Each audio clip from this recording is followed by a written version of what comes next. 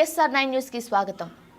వరంగల్లోని 18వ division అనంతలక్మ Ayurvedic కళాశాల ప్రభుత్వం పాఠశాలలో ఓటర్లు తన ఓటు హక్కును వినియోగించుకున్నారు.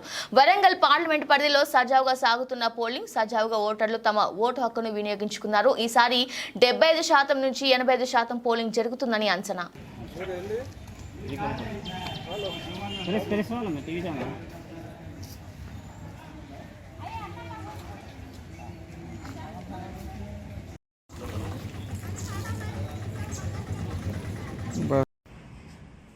नज़दीक हो रहा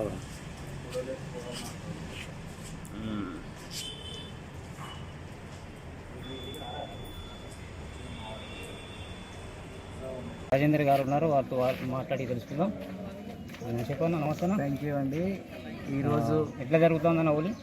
ఈరోజు 18వ డివిజన్లో దాదాపు 10 బూతులలో ప్రశాంతంగా ఓటింగ్ జరుగుతుంది. నాకు తెలిసి నిన్న వర్షానికి ఈ ఎండ ప్రభావం కూడా లేకుండా ఒక మంచి వాతావరణంలో ఆహ్లాదకరంగా ఓటర్లు ఉత్సాహంగా వస్తున్నారు. నాకు తెలిసి పర్సెంటేజ్ 75% దాటేటట్టుంది. ఎందుకంటే పొద్దున్న నుంచి చూస్తుంటే ప్రజలు తండలుగా వచ్చి వాళ్ళ ఓటు హక్కును వినియోగించుకుంటారు. అసలు అంత పెద్ద ఎత్తున వస్తుందంటేనే దానికి ఒక సంకేతం ఉంటుంది.